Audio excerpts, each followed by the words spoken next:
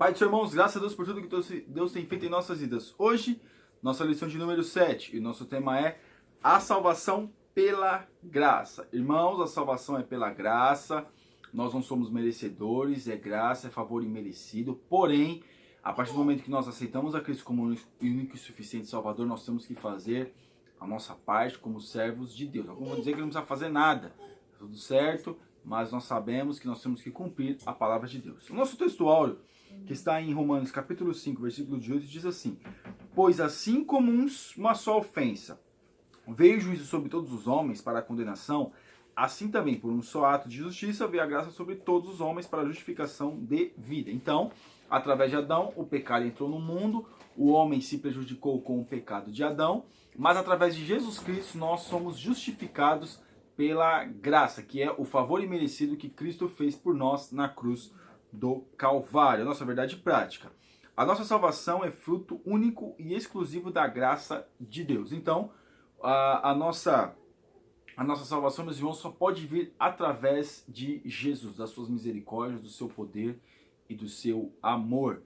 A nossa leitura bíblica em classe, que está em Romanos 5, do 6 ao 10, do 15 e 17, 18 e 20, e do 11 ao 6, diz assim, capítulo 11, versículo 6, diz assim: porque Cristo, estando nós ainda fracos, morreu a seu tempo pelos ímpios. Por quê?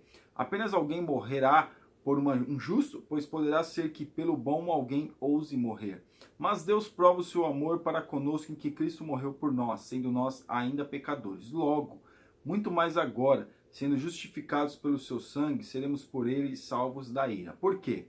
Se nós, sendo inimigos, fomos reconciliados com Deus pela morte de seu Filho, muito mais, estando já reconciliados, seremos salvos pela sua vida. Mas não é assim o dom gratuito como ofensa, porque se pela ofensa de um homem morreram muitos, muito mais a graça de Deus e o dom pela graça, que é de um só homem, Jesus Cristo, abundou sobre muitos. Então, pela ofensa de um homem entrou um pecado no mundo, mas agora, pelo amor de um homem, entrou a justificação no mundo, através de Jesus. Por quê? Se pela ofensa de um só a morte reinou sobre esse, muito mais os que recebem a abundância da graça, e o dom da justiça reinará em vida por um só, Jesus Cristo. Então, através de Jesus Cristo, nós temos a vida.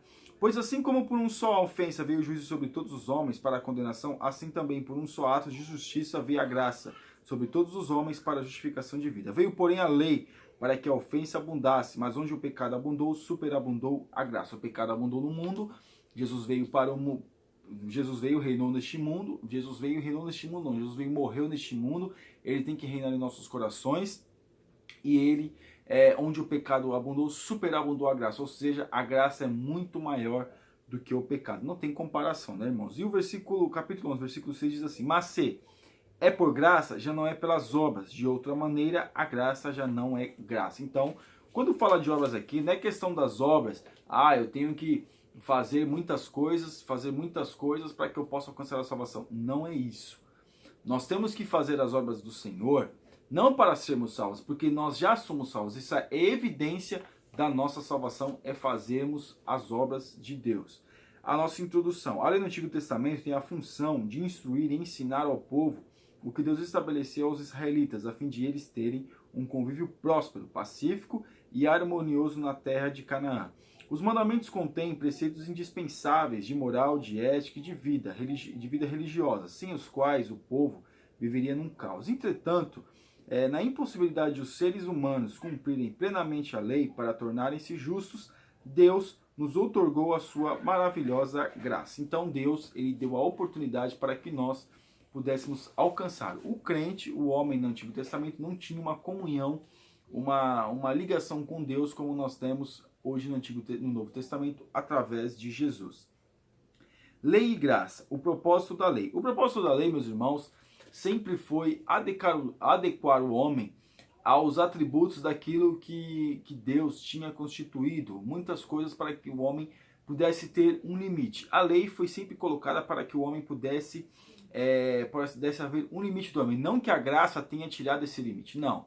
No Antigo Testamento nós temos que entender que o homem pecava, principalmente na questão do adultério, o homem adulterava, ele é pego do adultério, era apedrejado. Na graça, nós vemos que Jesus falou, se o homem, ele desejar uma mulher no seu coração, ele já está pecando. Então nós vemos que a graça, Jesus veio, o Espírito Santo, nós temos hoje esses atributos, nós vemos mesmo que nós temos uma possibilidade maior de vencer as tentações, de vencer as dificuldades, mas através de Jesus. Jesus nos dá a oportunidade, a possibilidade de vencermos as tentações na nossa vida. Então, essa possibilidade é dada através de Jesus. Mas nós vemos que a lei, ela veio para o homem não se adequou à lei, não conseguia cumprir a lei, sempre caía em algumas coisas, também algumas regras que foram colocadas, mas nós vemos que o homem, vamos dizer assim, não vou dizer que estava sozinho completamente, mas ele tinha que cumprir todas essas leis com as suas próprias forças. Hoje nós conseguimos cumprir a palavra de Deus através de Jesus, através do Espírito Santo. Mas também a lei tem um propósito espiritual de mostrar quão terrível é o pecado. Então a lei veio para mostrar o pecado ao homem, para mostrar para o homem quanto depravado ele é. Se não tivesse lei, não havia pecado, mas como a lei há limite, então há pecado. Esse é o caminho traçado pelo Altíssimo para nós no processo de santificação efetivado pelo Espírito Santo. Nesse sentido, a própria lei moral de Deus é uma expressão de sua graça que representa a revelação clara de sua vontade, santa, justa e boa. Então, esse foi o caminho traçado por Deus para que mostrasse, para que o homem pudesse ter a salvação, para que o homem pudesse conseguir vencer as tentações da sua vida. Nós vemos que isso aconteceu através de Jesus. Isso acontece através de Jesus. A lei nos conduziu a Cristo. A lei foi uma espécie de guia para encontrarmos a Cristo por meio da graça. Ela nos convence pela impossibilidade de ser cumprida, de que não podemos alcançar a salvação sem Cristo. Então a lei, meus irmãos, ela por si só, o homem não consegue cumpri-la. Mas o homem só consegue cumprir a lei através de Jesus. Porque quem dá força, por que Jesus falou? Eu venci o mundo, mas não diz que vós vencereis. Eu venci o mundo quer dizer que nós só vencemos o mundo através de Jesus, através do Espírito Santo. A força que ele dá, a possibilidade, ele nos enche com o seu poder, e nós podemos alcançar a salvação. E também a 3, a graça revela que a lei é imperfeita. Paulo constata a superioridade do Espírito em relação à lei e que por isso morremos para a lei. Assim, o escritor aos Hebreus revela que a lei é imperfeita e o apóstolo João afirma que foi Cristo quem trouxe a graça e a verdade. Sim, a graça é superior à lei. Logo, segundo as escrituras, só existe a lei por causa do pecado e para apontá-lo. Quem diremos, pois, a lei é pecado? De modo nenhum, mas eu não conheci o pecado senão pela lei. Então, se existe limite, é porque existe, se existe lei, é porque existe, meus irmãos, o certo e o errado. Se o homem cumprir a lei, ele está fazendo certo. Se ele defraudar a lei, é errado. Se a lei dissesse, meus irmãos, que nós devemos matar, que nesse capítulo 7 de Romanos vai dizer que não pode matar, como é que o homem saberia que não pode matar? Então, para ele seria uma coisa normal se colocasse tudo isso em prática, tudo que está dentro dele, a raiva, o rancor, mas a lei contém isso. Conteve isso no homem. Os homens fazem tudo isso, claro, mas aqueles que querem cumprir, que querem andar direito, tem que fazer assim. Então a lei aponta aquilo que é pecado, aquilo que pode, aquilo que não pode. A lei do nosso país aponta aquilo que nós não podemos fazer, aquilo que nós podemos fazer. A mesma coisa a lei de Deus. O favor imerecido de Deus, superabundante graça. Não há pecado, por pior que seja, que não possa ser alcançado pela graça divina, pois onde abundou o pecado, que foi exposto pela lei, superabundou a graça de Deus. Por meio da compreensão dessa maravilhosa graça, o apóstolo João escreveu: se alguém pecar, temos um advogado para com o Pai, Jesus Cristo, o justo. No Antigo Testamento, nós vemos que não havia advogado, nós vemos que o Cordeiro, o sangue do Cordeiro, vamos ver na Epístola aos Hebreus, que era insuficiente para perdoar o pecado do homem. Mas através de Jesus nós temos um advogado, Jesus Cristo, o justo. É através dele que nós alcançamos a graça, que nós alcançamos a salvação, que nós temos uma vida abundante. Por que vida abundante? Uma vida que não tem o peso do pecado. O pecado ele não pode pesar sobre os nossos ombros. Por quê? Porque quando nós nos arrependemos, nós temos o alívio do Senhor. Então Deus, o Senhor Jesus, ele morreu na cruz do Calvário para que nós possamos ter vida e vida com abundância. Fé e graça. A graça opera mediante a fé no sacrifício vicário de Cristo Jesus. Ambas, fé e graça, atuam juntamente na obra da salvação, de salvação. A graça, o presente merecido de Deus, a fé, a contrapartida humana, a obra de Cristo. Então, para nós alcançarmos essa graça, nós temos que ter fé. Fé que Cristo morreu por nossos pecados. Fé que Deus mandou o seu Filho Jesus para morrer na cruz. Fé que Jesus nos ama, que Jesus veio mesmo e nós podemos alcançar a salvação através de Jesus. Nós temos que ter fé. Fé é algo sobrenatural, aquilo que nós não vemos com os nossos olhos, mas nós podemos sentir com a nossa vida a presença de Deus.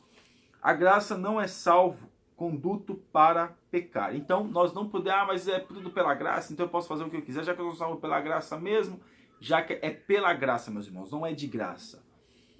Porque o preço foi alto, Jesus morreu na cruz do Calvário, o preço foi alto. Nós não precisamos pagar nada para alcançar essa salvação. Mas a partir do momento que nós acreditamos em Cristo, nós temos que fazer a nossa parte, o que? Cumprindo a palavra de Deus. Então aqui vai dizer, segundo o ensino das Sagradas Escrituras, a graça jamais pode ser vista como um salvo-conduto para a prática do pecado ou da libertinagem. Ou seja, aceitei Jesus, é tudo pela graça mesmo, e aí que nem alguns falam que alguns vêm para a salvação, outros não, está tudo certo, eu posso fazer o que eu quiser, não tem problema. Nós temos que entender, meus irmãos, que isso não nos dá a oportunidade de fazermos o que nós queremos. Mas existe lei, é tudo pela graça. Existe sim. A lei está dentro de nós.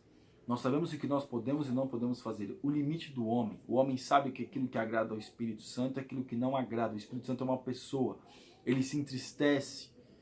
Então nós vemos aqui que a graça, eu sou salvo e está tudo bem. Não está. Nós temos que fazer a nossa parte. Nós temos que buscar melhorar a nossa vida para com Deus, orar, nos consagrar, porque se fosse só isso, só aceitou Jesus, eu vou no domingo para a igreja, para cultuar, para lembrar que Jesus existe na Santa Ceia, e está tudo bem, não é isso. Nós temos que ter uma vida de oração, uma vida na presença de Deus, melhorar a nossa vida espiritual, melhorar a nossa vida na presença de Deus em todos os aspectos da nossa vida. O 3, o escândalo da graça. Seria a graça injusta? Se comparada com a humana, a justiça divina é imensamente perdoadora. Logo, sob a ótica humana, a graça se torna injusta. Por esse motivo, a graça é considerada um escândalo, pelo fato de não haver merecimento por parte do recebedor. O apóstolo enfatiza a impossibilidade de a graça e a lei andarem juntas, pois ambas são excludentes, porquanto pelas obras da lei nenhuma carne será justificada. Pois, como diz Atos dos Apóstolos, mas cremos que seremos salvos pela graça do Senhor Jesus Cristo. Irmãos, não há injustiça nenhuma. Porque Jesus fez por nós, foi por amor. Ele não fez esperando nada em troca. O seu amor é incondicional, não esperando nada em troca. Ele fez por amor à humanidade. Então não tem injustiça. Nós não merecemos e recebemos, é injusto? Não. Não é injusto, porque Jesus fez por amor a nós. Então, nós vemos que essa questão aí de ser salvos ou não salvos, cabe a nós decidirmos se nós queremos entrar no plano da salvação ou não.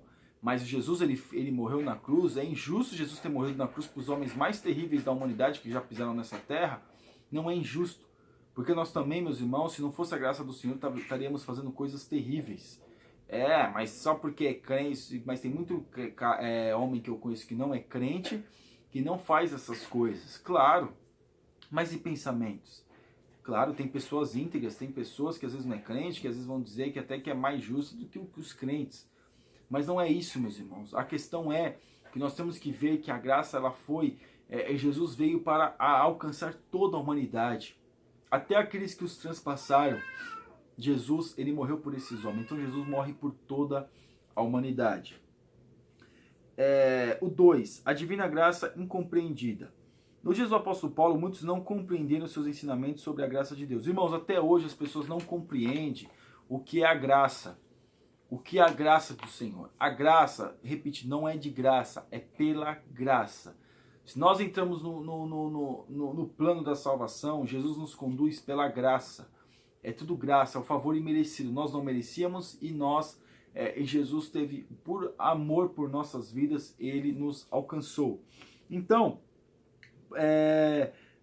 por isso, ao longo da história da igreja, dois extremos estiveram presentes acerca da compreensão da graça. Liberdade total para pecar, a impossibilidade de receber tão valioso presente. O primeiro, naturalmente, leva a pessoa à libertinagem. Como nós já falamos, que não é graça, mas é graça, então eu posso fazer o que eu quiser. Não é isso. A partir do momento que você está pela graça, você tem uma responsabilidade de cumprir aquilo que Deus colocou para nós cumprirmos. Porque, mas você vai dizer, mas irmão, mas é o Espírito Santo que nos conduz, nós temos que fazer a nossa parte, meus irmãos. Nós estamos aqui no mundo, nós não somos crentes, uma suposição, um exemplo. E aí você é um cidadão, você vai fazer tudo o que você tem vontade de fazer? Você vai matar, vai roubar, vai fazer coisas terríveis até contra as pessoas? Então, meus irmãos, porque a lei, existe regras, nós temos que cumprir, nós estamos no país, nós temos que cumprir a regra daquele país. Se você for para outro país, você tem que cumprir a regra daquele país que às vezes é semelhante às regras, não se muda. Ah, mas lá pode, aqui não pode, lá não sei o quê, você tem que cumprir. Então, a partir do momento que nós estamos aqui, nós somos crentes, é pela graça? É. Mas nós temos que fazer aquilo que a Bíblia nos diz. Entrar pela porta estreita, entrar no caminho estreito, fazer a vontade de Deus, negar a nós mesmos, buscar melhorar a nossa vida, andar de glória em glória, melhorar a nossa condição, fugir da aparência do mal, fugir daquilo que prejudica a nossa vida espiritual. Isso que nós temos, que cabe a nós fazermos.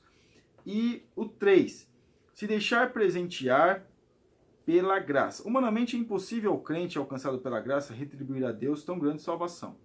Não tem como nós retribuirmos, meus irmãos, a salvação a qual Deus nos concedeu. Não tem como, meus irmãos. Não há possibilidade de nós retribuirmos aquilo que Jesus fez por nós na cruz do Calvário. Mas como nós podemos fazer para agradarmos a Deus? Aquilo que nós falamos no tópico anterior, fazer a nossa parte. E aqui tem mais.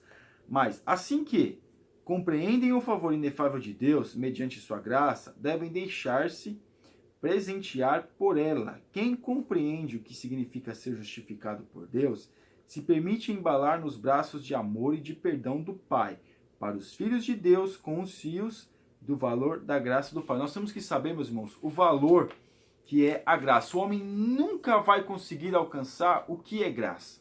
A sua mentalidade não vai conseguir alcançar, porque é um favor muito grande. O homem não sabe o que é a eternidade, então ele não consegue compreender. Mas na sua pouca mentalidade, no seu pouco entendimento, ele tem que fazer aquilo que tem que ser feito. Tem que fazer a sua parte. Buscar a Deus, falar com Deus, estar na presença de Deus, glorificar a Deus, fazer a sua parte perante a presença de Deus. E vamos aqui para a nossa conclusão.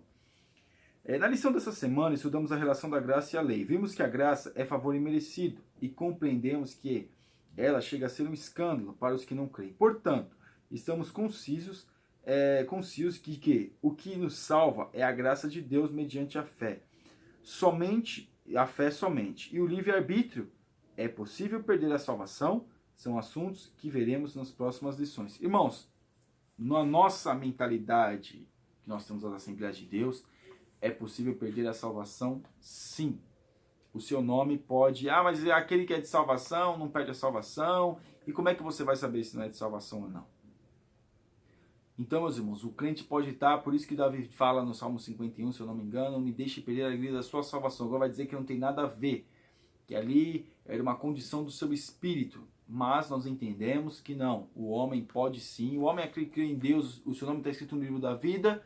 Mas nunca foi crente. Mas e quando ele estava na igreja, mas aquilo estava sempre dentro dele?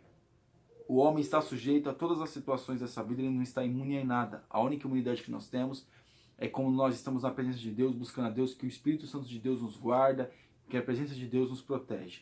Amém, irmãos? Que Deus abençoe a sua vida. Você ainda que não é assinante do nosso canal, está convidadíssimo a assinar. Que Deus te abençoe em nome de Jesus.